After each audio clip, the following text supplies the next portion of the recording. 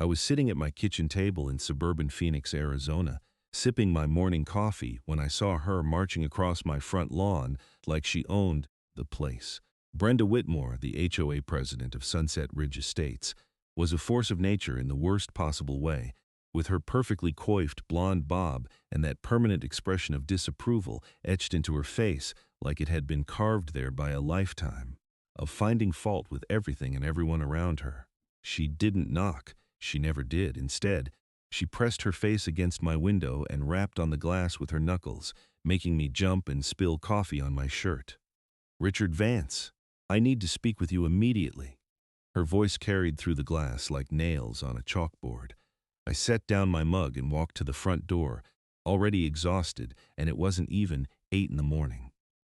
When I opened it, Brenda was standing there with her clipboard, that cursed clipboard she carried everywhere, probably containing a list of every minor infraction committed by every homeowner in our development since the dawn of time. "Morning, Brenda. What can I do for you?" "Your grass is a 1/4 inch too long," she announced, not bothering with pleasantries.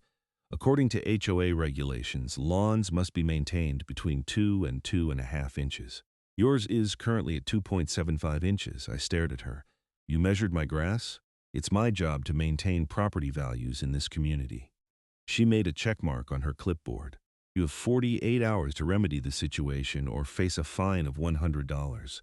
"Brenda, I mowed 3 days ago. The grass grows."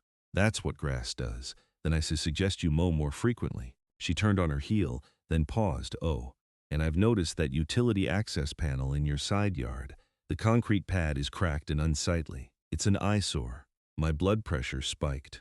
"That's my septic tank access. It needs to be accessible for maintenance. Then make it look presentable. Perhaps some decorative pavers or landscaping. I'll be conducting an inspection next week." With that, she strutted back across my lawn, leaving footprints in my apparently overgrown grass. I closed the door and took a deep breath. I had moved to Sunset Ridge Estates 2 years ago, lured by the reasonable house prices and the promise of a quiet suburban life. What I hadn't counted on was Brenda Whitmore and her reign of terror over our little neighborhood. The woman had made it her life's mission to enforce every petty rule in the HOA handbook and apparently to create new ones whenever the mood struck her. My house was a 3-bedroom ranch-style home on a decent-sized lot. The previous owners had been honest about the septic system, which was common in this part of the development where city sewer hadn't been extended yet. They'd showed me where the tank was located and explained that it needed to be pumped every 3 to 5 years. The concrete access lid was in my side yard, partially visible but not exactly a focal point of the landscaping. I'd never thought twice about it. That afternoon I mowed my lawn again, just to avoid Brenda's fine. My neighbor Tom Richardson wandered over with his hands in his pockets. "Let me guess," he said. "Grass too long, 1/4 inch over. You? My mailbox post is faded. Apparently, it doesn't match the approved color scheme anymore." He shook his head. "I swear, Brenda gets worse every month. Last week, she cited the Martins because their kid left a bicycle in the driveway overnight. How is she still president? Can't we vote her out?" Tom laughed bitterly. "You'd think so, but she's got a crew of about 5 other busybodies who vote with her on everything. The rest of us just try to stay under the radar. Voting her out would take organizing everyone, and most people just want to live their lives without the drama." I understood that sentiment, but it didn't make it any less frustrating. I finished mowing and went inside, hoping that would be the end of my Brenda encounters for a while. I was wrong. A week later, I came home from my job at the engineering firm downtown to find a notice taped to my door. It was printed on official HOA letterhead and detailed in excruciating detail how my septic access was in violation of Section 7.3 of the HOA covenant, which stated that all utility access points must be aesthetically integrated into the landscape design and shall not detract from the visual harmony of the community. The notice gave me 2 weeks to remedy the situation or face escalating fines starting at $200 per week. There was a helpful suggestion at the bottom in Brenda's handwriting that I consider installing decorative pavers or a planted bed to disguise the unsightly concrete. I called my friend Derek, who was a contractor, and explained the situation. "Man, that's your septic access," he said. You can't just cover it up with pavers. When you need to pump that tank, or if there's ever a problem, you need clear access to it.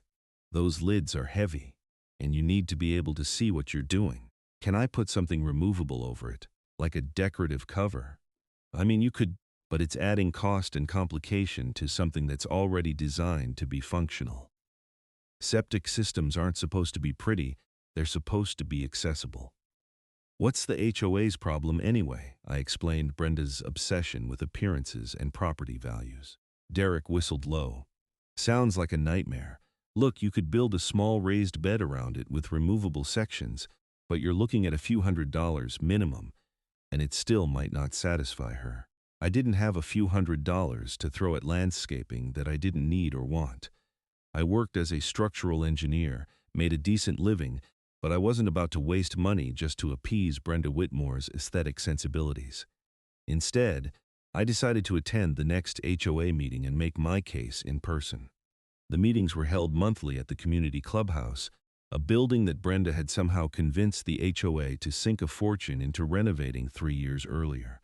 Now it had updated lighting, new carpets, and a full kitchen that no one was allowed to use without submitting a request form in triplicate. The meeting was on a Thursday evening. I walked into the clubhouse at 7 o'clock sharp and found about 15 people scattered among the rows of folding chairs.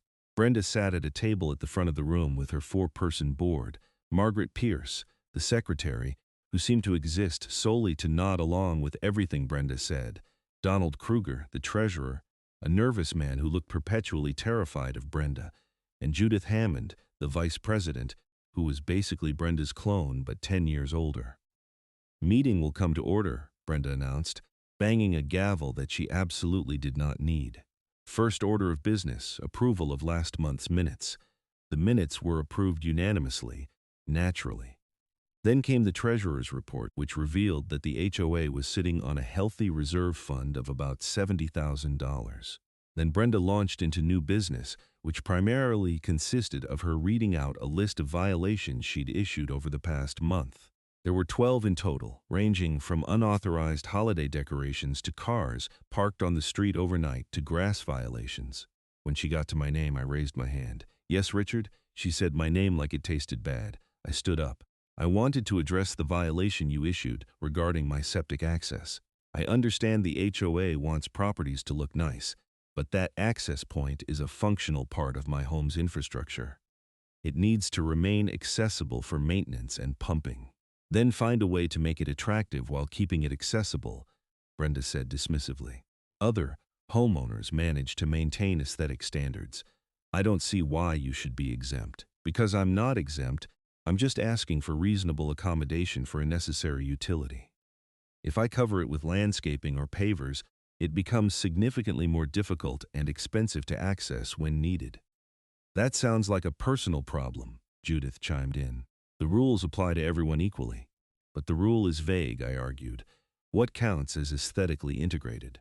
I'd argue that a clean concrete lid that's flush with the ground and mostly hidden by the side yard fence is already reasonably integrated. Brenda's expression hardened. The board has determined it's a violation. You have 2 weeks to comply. If you'd like to submit a formal plan for our approval, you can do so in writing. And if I don't, then you'll face fines as outlined in the notice. This isn't a negotiation, Richard. It's a requirement. I sat down, frustrated but not surprised. The rest of the meeting dragged on with discussions about repainting the clubhouse trim and organizing a community yard sale. I left feeling more determined than ever to fight this, but unsure of exactly how. Over the next week, I did my research. I pulled out my HOA covenant documents and read through Section 7.3 in detail. The language was indeed vague, probably intentionally so, which gave the board wide latitude in interpretation. But there was nothing specific that said septic access points had to be covered or disguised. I also looked into Arizona state regulations about septic systems and found that they explicitly required access points to remain unobstructed and easily reachable. I drafted a formal letter to the HOA board citing the state regulations and arguing that requiring me to obscure the access point would put me in violation of state law. I submitted it via email and certified mail, making sure I had proof of delivery. The response came 5 days later. It was a form letter acknowledging receipt of my objection and stating that the board had reviewed and denied my appeal. The violation stood, and fines would begin accruing in 4 days. I was livid. I called a lawyer whose name I'd gotten from Tom Richardson, a guy named Howard Chen who specialized in HOA disputes. His consultation fee was $200 for an hour, which stung, but I figured it was worth it. Howard listened to my story and reviewed my documents. "You've got a decent argument with the state regulations," he said. "But fighting an HOA is expensive and time-consuming. Even if you're in the right, you're looking at potentially thousands in legal fees to go through the process, and HOAs can be vindictive. They might start finding other violations, making your life even more difficult. So what do I do? Just give in and spend money on landscaping I don't need? That's one option. Another is to try to organize other homeowners and vote out the current board, but that takes time and effort too. There's no easy answer here, unfortunately. HOAs have a lot of power, and unless you're willing to fight a long battle, sometimes compliance is the path of least resistance." I left his office feeling defeated.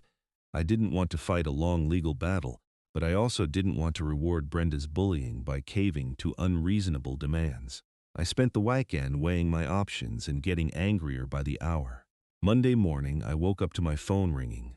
It was Tom Richardson. "Richard, you need to get outside, now." I stumbled out of bed and looked out my window. There was a small construction crew in my side yard. 2 men with shovels, another with what looked like bags of concrete mix, and a truck parked in my driveway. And standing there supervising the whole thing, clipboard in hand, was Brenda Whitmore. I threw on clothes and ran outside barefoot. "What the hell is going on?" Brenda turned to me with a smile that was pure venom disguised as pleasantness. "Good morning, Richard.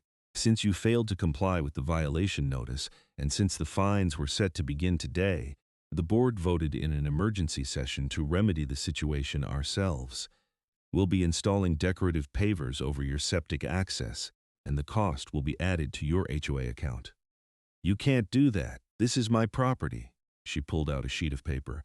"According to Section 12.4 of the HOA covenant, which you signed when you purchased your home, the board has the right to perform necessary maintenance or modifications to bring a property into compliance with costs passed to the homeowner. You were given adequate notice and opportunity to comply. Your failure to do so triggered this provision." I looked at the workers, who seemed uncomfortable but kept going about their business. One of them was already spreading gravel over my septic access lid. "Stop!" I shouted. "You're making it impossible to access my septic system. That's a violation of state code." "We'll be installing removable pavers," Brenda said smoothly. "Perfectly compliant and much more attractive. Now, if you'll excuse us, we have work to do." I was shaking with rage. "I didn't authorize this work. I don't want it. You're trespassing. Read your covenant, Richard. You authorized this when you bought the house. Now please step aside before I call the sheriff and have you removed from interfering with authorized HOA business." I stood there, helpless. As they continued to work, they spread gravel, then sand, then began laying decorative pavers in a herringbone pattern. I had to admit, from a purely aesthetic standpoint, it looked nice. But that wasn't the point. The point was that Brenda had bulldozed her way onto my property and made changes without my consent, all while hiding behind HOA rules. The work took most of the day. By late afternoon, they'd finished. The pavers covered an area of about 6 by 6 feet, centered over my septic access. Brenda inspected their work, made a note on her clipboard, and then approached me where I'd been watching from my front steps. "The work is complete. You'll receive an invoice for the materials and labor, approximately $1,500. Payment is due within 30 days. I trust this resolves the violation to your satisfaction." She handed me a copy of the invoice. I looked at the paper, my hands crumpling it. "This isn't over, Brenda." "Of course it is. Your property is now in compliance. Have a nice evening." She walked away, got into her pristine white Mercedes, and drove off. I called Howard Chen again. When I explained what had happened, there was a long silence on the other end. "They actually came onto your property and did construction without explicit written authorization from you? They're claiming they have authorization through the HOA covenant. Let me look into this. That seems like an overreach, even for an HOA. Don't pay that invoice yet. Let me see what I can do. I spent the next 2 days furious and anxious, waiting to hear back from Howard. In the meantime, I inspected the pavers. They'd done a professional job, I had to admit. The pavers were held in place by sand, and theoretically, they could be removed to access the septic lid below. But it would be a significant amount of work, and I could already imagine trying to explain this to a septic company when I needed service. Howard called me back on Wednesday. I've reviewed the covenant language. It's ambiguous enough that they might be able to argue they had the right to do this, but it's a gray area. The problem is that fighting it would require filing suit, which means upfront legal costs. I can take the case on contingency if we go after them for damages, but you'd need to prove actual harm, not just inconvenience. What about trespassing? What about them making changes to my property without permission? The covenant could be interpreted as standing permission. It's not a clear-cut case. Look, my advice is to pay under protest, document everything, and wait. If their work causes you actual damages down the line, that's when you have a strong case. If you need septic work done and their pavers cause additional costs, those costs could be recoverable. It wasn't the answer I wanted, but it made sense. I paid the $1,500 invoice with a note stating that payment was made under protest and without admission that the work was authorized or necessary. I kept copies of everything. 3 weeks later, the universe decided to test Brenda's handiwork. It started with a smell, a bad smell coming from my side yard. Then I noticed that my drains were running slowly. The toilet wasn't flushing right. The shower was backing up. I knew immediately what it was, and my stomach sank. Septic problem. I called One Septic Services, a company that had good reviews online. The dispatcher said they could send someone out the next day. When the technician arrived, a guy named Luis who'd been in the septic business for 20 years, he walked around my yard and asked where the access was. Side yard, I said, leading him around. But there's been a situation. I explained the HOA saga while Luis looked at the decorative pavers. He knelt down and tested them, then looked up at me with an expression of disbelief. They paved over your septic access? Technically, they're removable pavers. Man, that's going to be a pain. I need to pull all these up, get to the lid, and then put them back when I'm done. That's extra labor, easily an additional hour or two of work. He shook his head. And if we've got an emergency situation, which it sounds like we might based on your symptoms, time matters. Just do what you need to do. Document everything, including the extra time and work. Luis and his assistant spent the next 45 minutes carefully removing pavers and stacking them to the side. When they finally exposed the concrete lid and pried it open, the smell that emerged was overwhelming. You've got a backup, Luis said, peering into the tank with a flashlight. Tank's full, and it looks like there might be a blockage in your drain field. This needed to be pumped probably 6 months ago. When was the last time you had service? I've owned the house 2 years and haven't had it pumped yet. The previous owner said it was done about a year before I bought. So you're at 3 years. That's pushing it, especially if you're a single-person household. You don't have a lot of volume, but still, we need to pump this out and then inspect the drain field. They spent the next 3 hours dealing with my septic system. The pumping itself took about an hour, but then Luis had to locate and inspect the drain field, which involved more digging and probing. Eventually, he found a blockage caused by tree roots that had infiltrated one of the distribution pipes. You need a drain field repair, he told me. The roots damaged the pipe. I can do a temporary fix today, but you're looking at a more extensive repair down the line. Probably another $3,000 to $5,000. What about today? For the pumping, the extra labor to remove and replace those pavers, the emergency service fee and the temporary drain field fix, you're looking at $1,800, I nodded. Numb. Do it. While Luis worked, an idea began to form in my mind. When he finished, I asked him to itemize everything carefully on the invoice, with special attention to the time and cost associated with removing and replacing the pavers. Sure thing, he said. For the record, that added about 2.5 hours of labor at $90 an hour, so $225.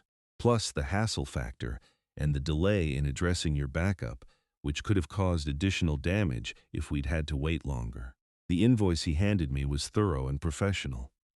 Under a section labeled Additional Charges, it clearly stated, removal and replacement of decorative pavers impeding access to septic tank, 2.5 hours labor at $90 per hour. Total, $225. Note, pavers caused significant delay in emergency service. I looked at that line item and smiled for the first time in weeks. The next morning, I made copies of the septic invoice. I highlighted the section about the pavers. Then I attached a cover letter addressed to Brenda Whitmore and the HOA board. Dear Ms. Whitmore and HOA board members, as you are aware, on May 15, 2026, the HOA arranged for decorative pavers to be installed over my septic tank access point despite my objections that this would impede necessary maintenance access. You billed me $1,500 for this unsolicited work. On June 8, 2026, I experienced a septic emergency requiring immediate professional service. The septic company incurred an additional $225 in labor, costs solely to remove and replace the pavers that the HOA installed. This cost was directly caused by the HOA's decision to place obstacles over my septic access.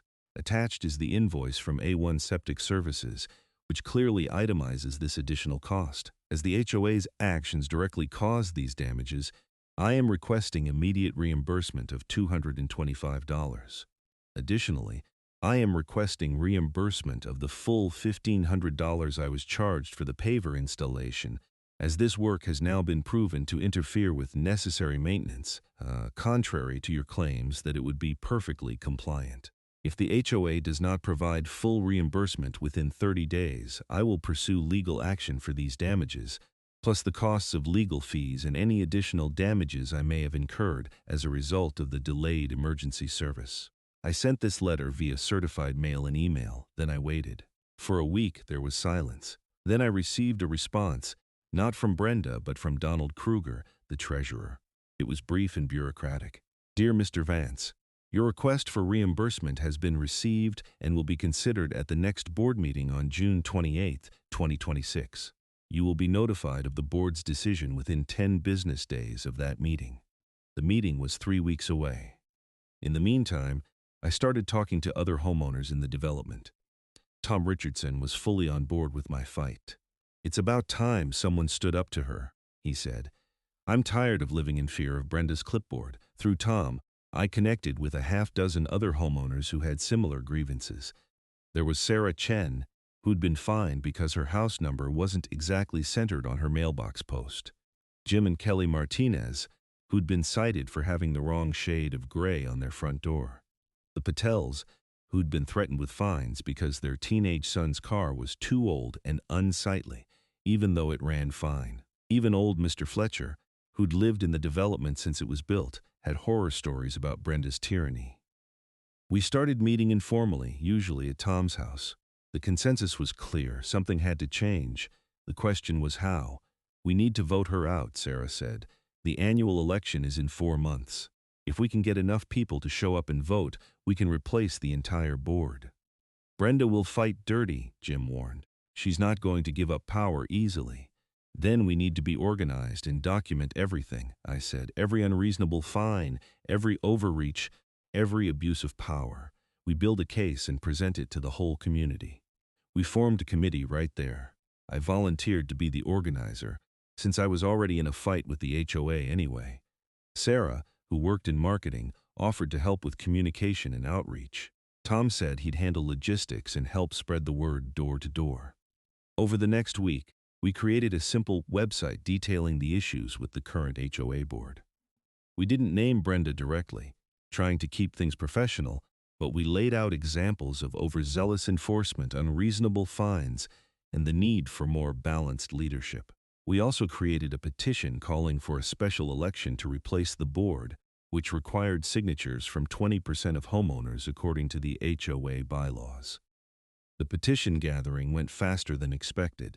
Within 2 weeks, we had 43 signatures out of the 62 we needed. People were eager to sign once they realized others felt the same way. The HOA's reign of terror had made a lot of enemies, but Brenda wasn't idle during this time. I started noticing her driving by my house more frequently. Then I got another violation notice, this time claiming that my garbage cans were visible from the street on a non-collection day.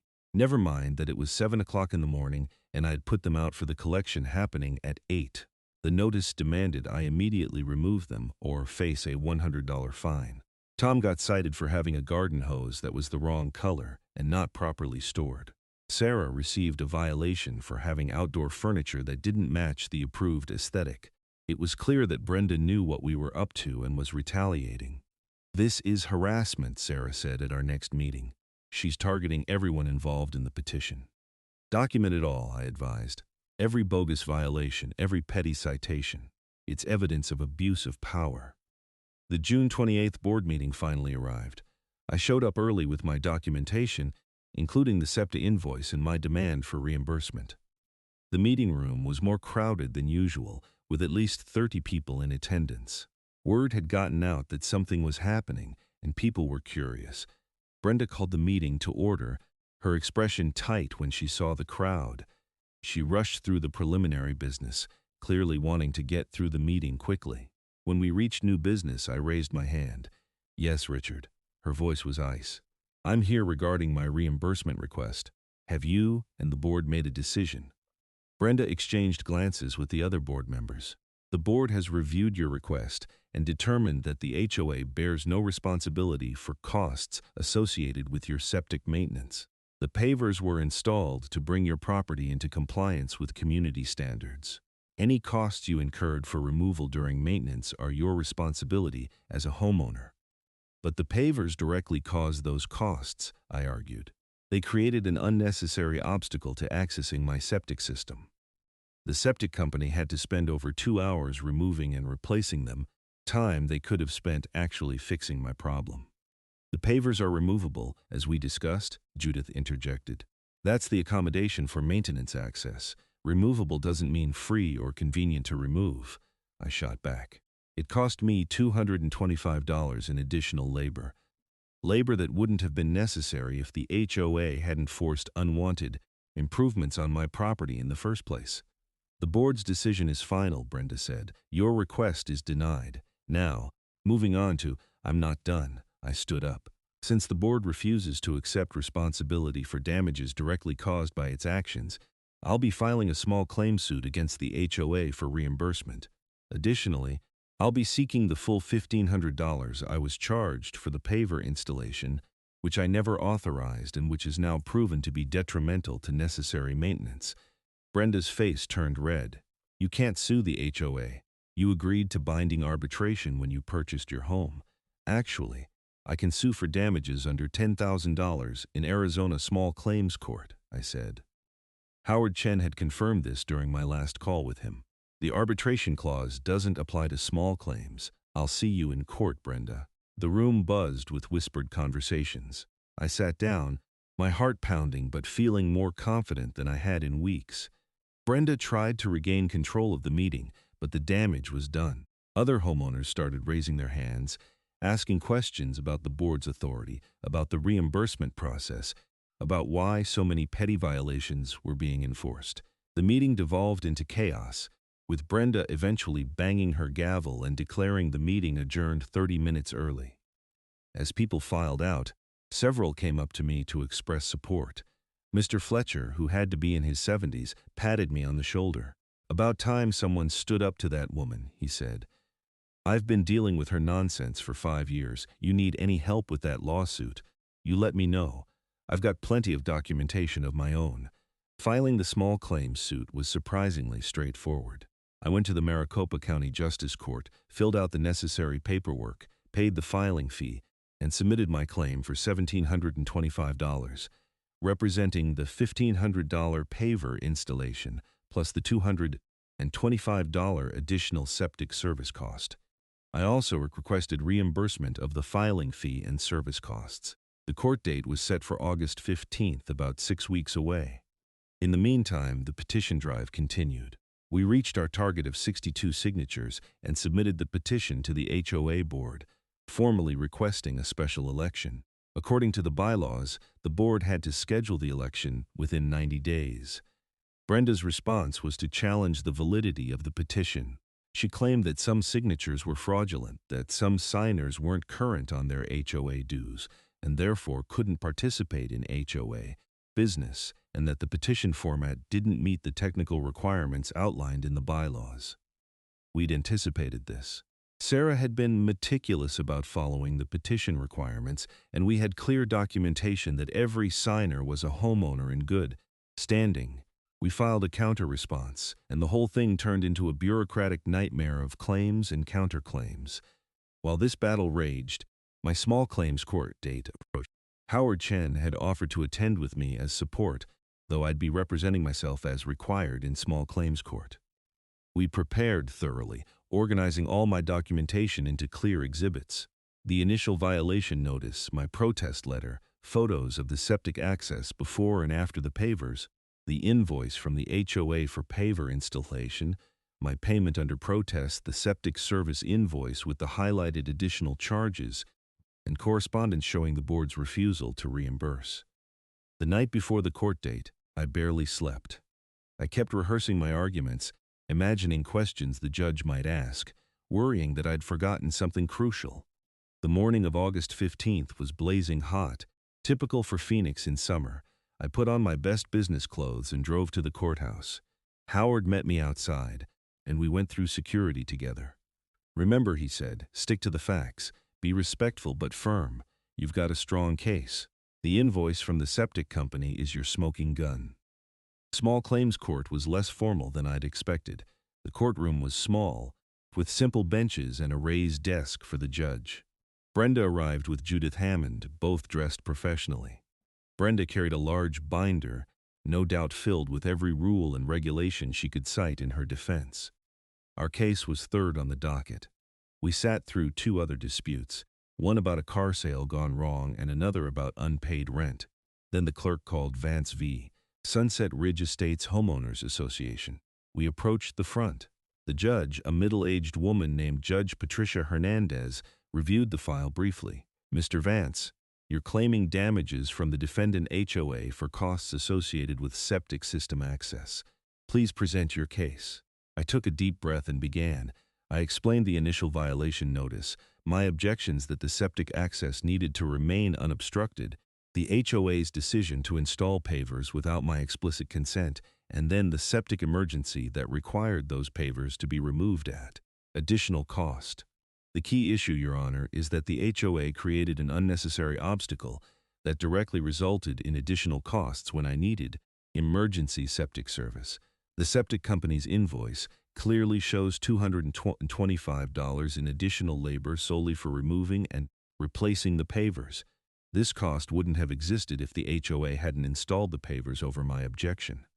I presented my exhibits, walking the judge through each document. Judge Hernandez reviewed them carefully, particularly the septic invoice. "And you paid the HOA for the paver installation?" she asked. "Yes, Your Honor, under protest. I paid $1,500 to avoid escalating fines, but I believe that charge was improper because the work was never authorized by me and had proven to interfere with necessary maintenance." "Ms. Whitmore, your response?" Brenda stood, opening her binder. "Your Honor, the HOA acted within its authority as granted by the covenants, conditions, and restrictions that Mr. Vance agreed to when he purchased his property. Section 12(4) explicitly allows the HOA to perform necessary work to bring a property into compliance and to charge the homeowner for that work." She handed copies of the relevant sections to the judge and to me. The work was necessary because Mr. Vance's septic access was an eyesore that violated our aesthetic standards under Section 7.3. We've saved him multiple opportunities to remedy the situation himself. When he failed to comply, we exercised our authority to resolve the violation. The pavers we installed are removable, which accommodates his need for access. Any inconvenience or cost associated with removal during maintenance is simply part of homeownership. Judge Hernandez read through the HOA covenant sections. "Mr. Vance, did you sign these covenants when you purchased your home?" "Yes, Your Honor, but I don't believe Section 12.4 was intended to allow the HOA to make cosmetic changes to private property without explicit written authorization from the homeowner. The section mentions necessary maintenance, not aesthetic improvements." "The maintenance of property values is necessary," Brenda interjected. "That's the entire purpose of an HOA. If we allow one property to become unsightly, it affects everyone's home values. Judge Hernandez held up a hand. Ms. Whitmore, I'll ask the questions, Mr. Vance. You're claiming the pavers were not removable in a practical sense. They were removable, Your Honor, but only with significant effort and cost.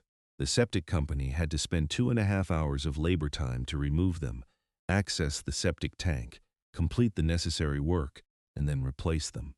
That's the time I was paying for it, $90 per hour. If the access had been left clear as I'd requested, that cost wouldn't exist.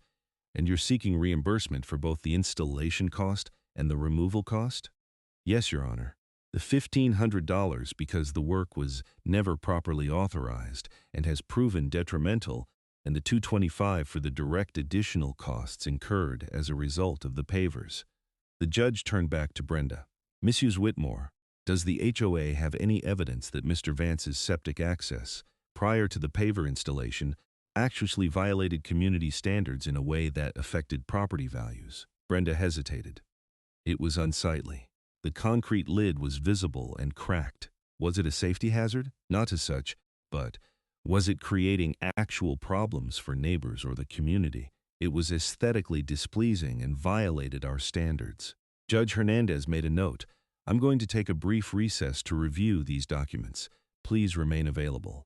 She stepped down and left through a door behind the bench.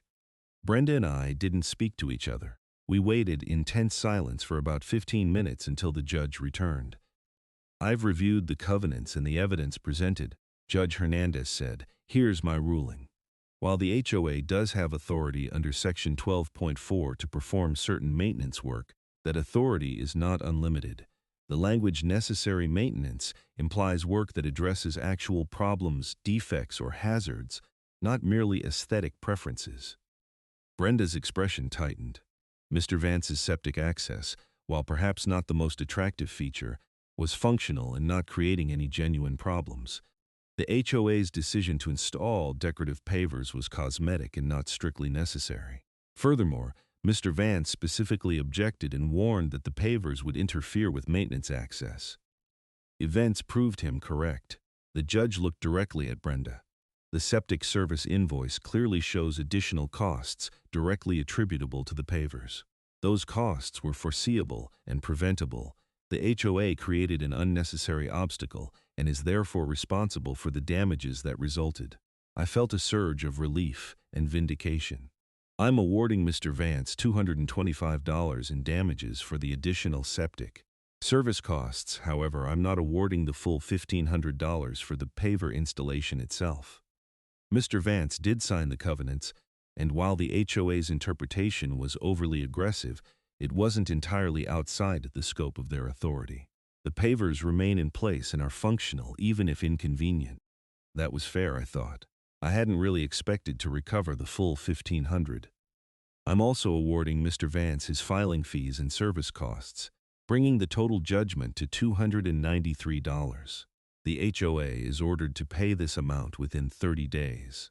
Additionally, I'm strongly suggesting that the HOA board review its enforcement policies and consider whether such aggressive aesthetic enforcement serves the community's best interests. She banged her gavel. Case closed. Next case.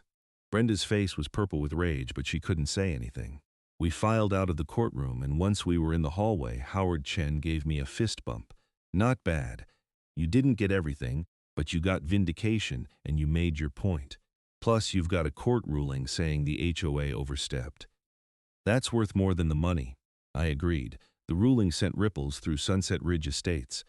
Word spread quickly that someone had actually taken the HOA to court and won. It energized the campaign to recall the board and hold special elections.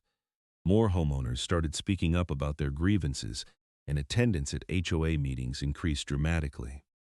Brenda tried to maintain control, but cracks were showing. The petition challenge fell apart when Sarah demonstrated that every signature was legitimate and properly obtained. The board was forced to schedule the special election for October 15th. We needed candidates to run against the existing board. I volunteered, figuring I was already all in on this fight. Tom Richardson agreed to run for a position. Sarah Chen volunteered as well. We needed 2 more candidates to have a full slate.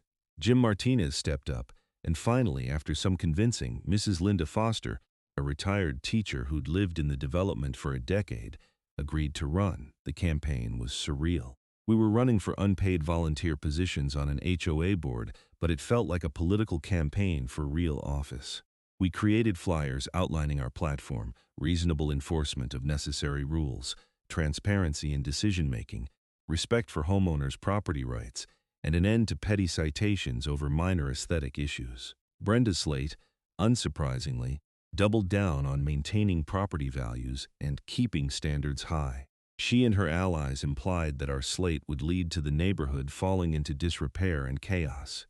We went door to door, talking to homeowners, listening to their concerns, and building support. The energy was incredible. People were excited about the possibility of change. The HOA Constitution required a quorum of at least 30% of homeowners to vote for the election to be valid. Sunset Ridge Estates had 147 homes, so we needed at least 45 homeowners to participate. Our goal was to get as many people as possible to vote. Election day was handled by mail-in ballot, which was standard for HOA elections. Ballots were mailed out 2 weeks in advance, and homeowners had until October 15th to return them. The counting would happen that evening at a special meeting.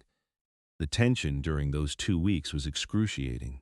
We did everything we could to remind people to vote, sending emails, posting reminders on our website, and even putting up signs at the community mailboxes.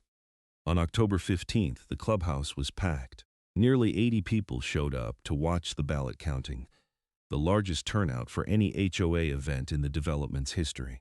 The atmosphere was electric. Donald Kruger, as treasurer, was responsible for overseeing the ballot count along with an independent volunteer. The process was transparent, with each ballot being opened and tallied publicly. As the count progressed, patterns emerged.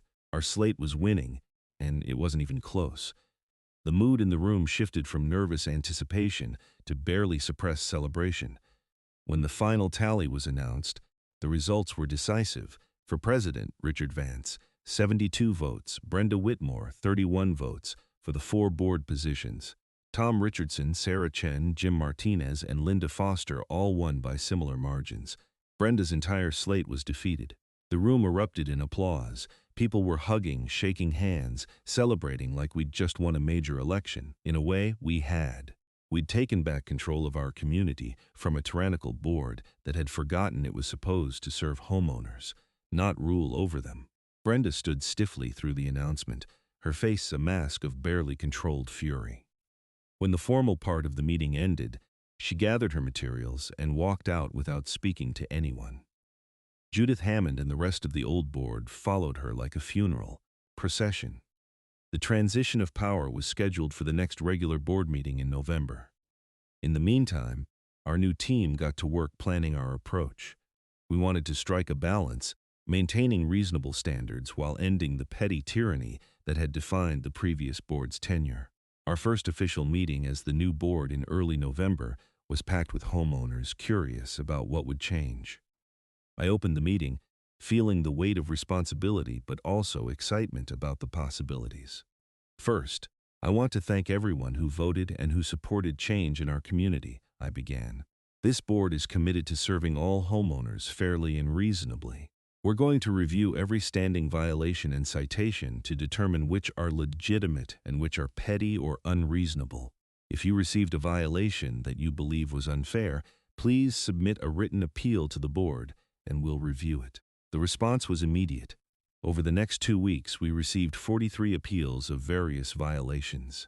Our board met multiple times to review each one carefully. We ended up overturning about 2/3 of them. The violations for grass being a 1/4 inch too long, dismissed. The citation for a garden hose being the wrong color, dismissed. The fine for a mailbox post being slightly faded, dismissed. We kept violations that addressed actual problems, safety hazards, genuine maintenance issues, significant blight. But we ended the reign of aesthetic terror.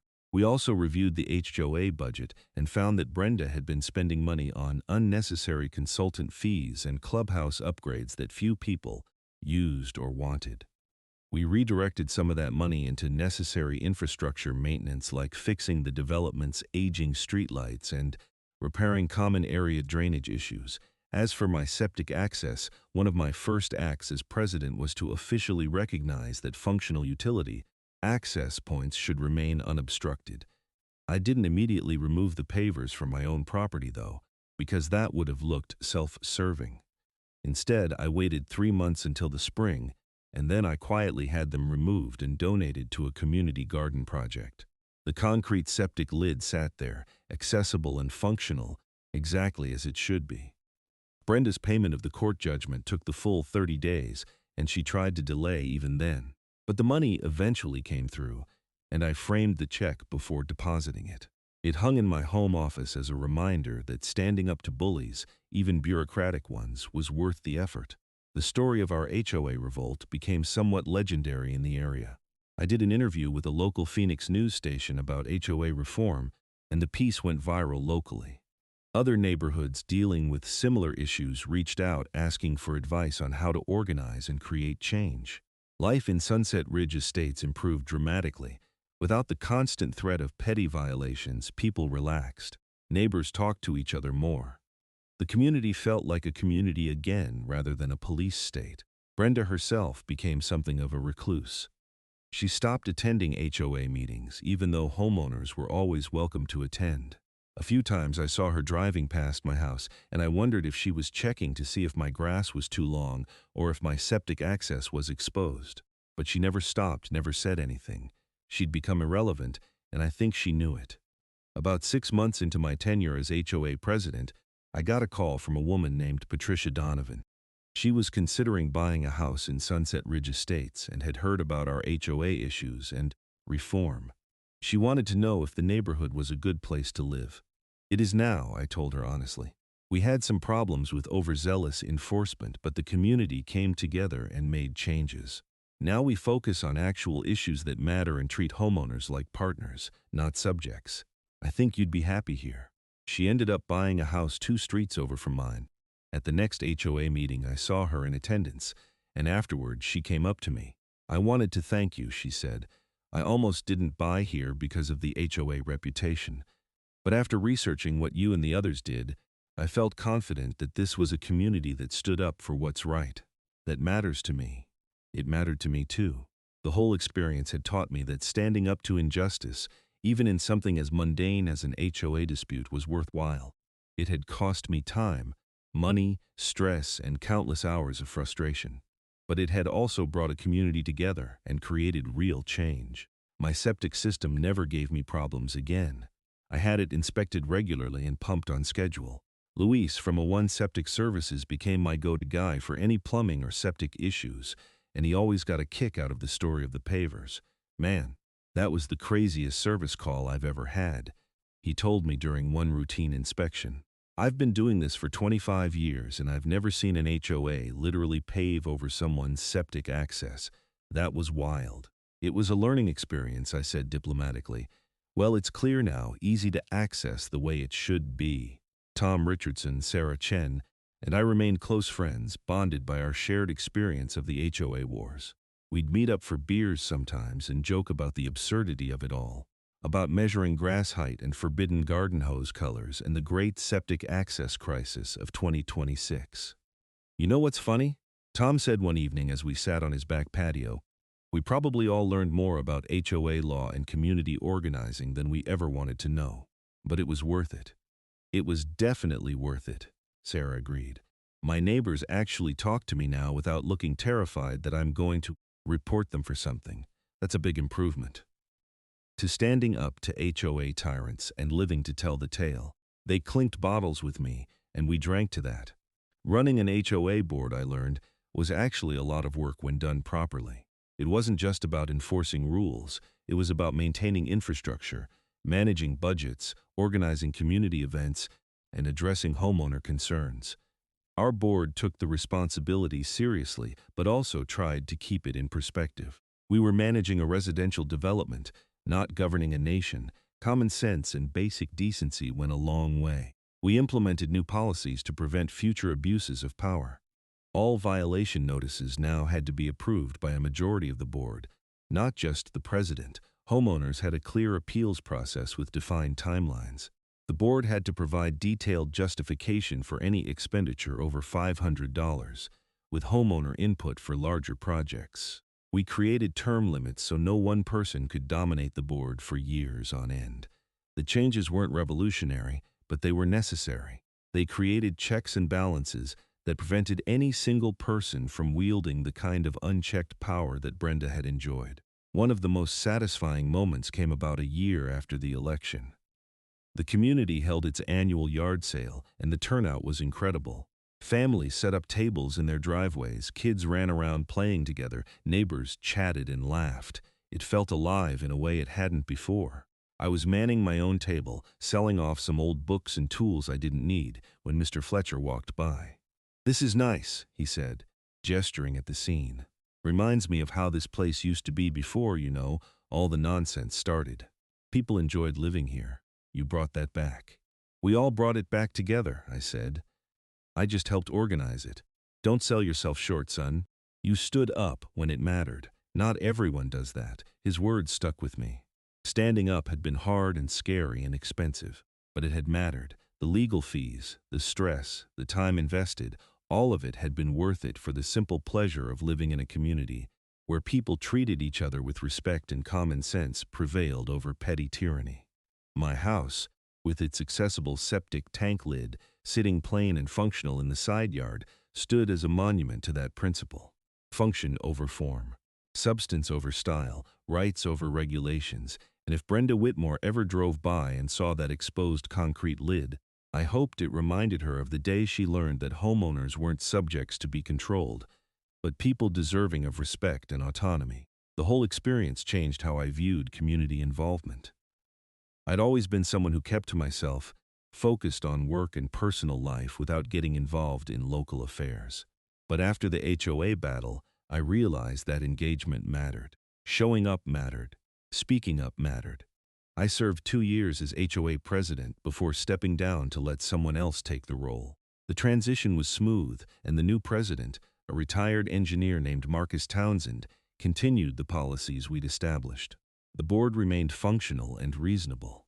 My last act as president was to propose and pass a resolution officially apologizing to all homeowners who had been subjected to excessive or unreasonable enforcement actions during the previous board's tenure. It was symbolic more than anything, but symbols matter. It acknowledged that mistakes had been made and that the community was committed to doing better. On a personal level, I'd learned valuable lessons about standing your ground, organizing for change, and the importance of documentation. I'd learned that sometimes you have to fight battles that seem small or petty because they're about principles that matter. Property rights, autonomy, respect. And I'd learned that sometimes, when a septic company sends you an invoice itemizing the cost of removing decorative pavers that an HOA installed over your objection, that invoice can become a tool of justice. The invoice that Luis had prepared so carefully, with its clear notation of additional costs directly caused by the pavers, had been the key piece of evidence in my small claims case. It had provided objective proof of damages that even a judge couldn't dismiss. Without it, my case would have been much harder to prove. I kept a copy of that invoice in my files, along with all the other documentation from the HOA saga. Sometimes I'd pull it out and read through it, remembering the stress and anger and ultimate vindication. It was a reminder that even in frustrating situations involving bureaucracy and petty tyrants, there was usually a path forward if you were willing to fight for it. Life went on in Sunset Ridge Estates. The seasons changed. The desert bloomed and faded, and people lived their lives without fear of arbitrary citations or unreasonable fines. The HOA continued to function, managing the necessary aspects of community maintenance while respecting homeowners' autonomy. I continued working as an engineer, designing structures and solving problems.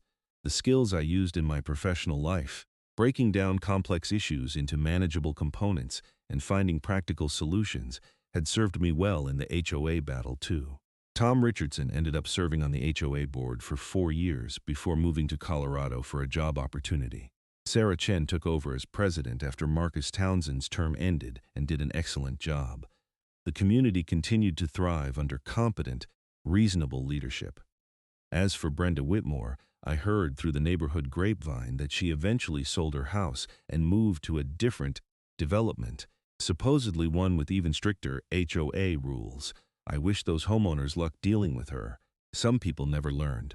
The pavers that had been removed from my septic access did find a good home at the community garden, where they were used to create a decorative path between the raised beds. At least they were serving a purpose there, one that didn't interfere with necessary infrastructure. My septic system, free from obstructions, continued to function perfectly with regular maintenance. Luis came out every 2 years for pumping and inspections, and each time he commented on how much easier the job was with clear access.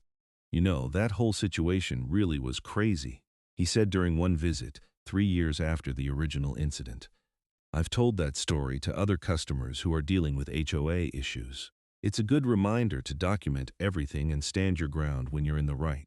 It's a good reminder that common sense should prevail over aesthetics, I added. Some things are functional for a reason. The story of the great HOA septic access battle became part of Sunset Ridge Estate's lore, told to new residents as both a warning and an inspiration. A warning about what could happen when an HOA board lost sight of its purpose and became focused on control rather than service. An inspiration about what could happen when a community came together to demand change. I never sought attention or recognition for my role in the HOA reform. I'd just been a homeowner who got fed up with unreasonable treatment, decided to do something about it. The fact that others joined the cause and that we succeeded in creating change was gratifying, but it wasn't about glory, it was about principle. Years later, sitting on my back patio on a cool desert evening, I thought about the whole experience. The anger I'd felt when Brenda first started harassing me about my grass. The frustration of watching workers install pavers I didn't want over my septic access. The stress of going to court. The satisfaction of winning, not just the case but the larger battle for the soul of the community. It had all been worth it. My house was my castle, as the old saying went. Not because I had walls and locks, but because I had the right to live there on my own terms, within reason. To maintain my property as needed without arbitrary interference. To access my septic system when necessary without unnecessary obstacles. The septic access lid sat in my side yard, functional and exposed, exactly as it should be. A concrete monument to common sense prevailing over petty tyranny. A reminder that sometimes the most important battles are the ones fought over seemingly small things because those small things represent bigger principles.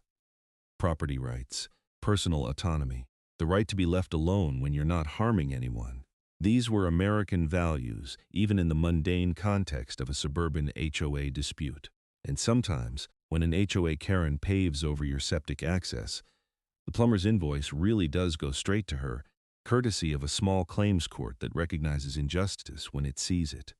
That was the story I'd tell anyone who asked about HOA disputes, about standing up to bullies, about the importance of documentation and persistence. It was a story about how one homeowner's frustration turned into a community movement that reformed an entire HOA and restored peace and reason to a neighborhood. It was a story about septic systems and property rights and petty tyrants and the sweet taste of vindication. And it was a story with a happy ending, which was rarer than it should be in disputes with homeowners associations.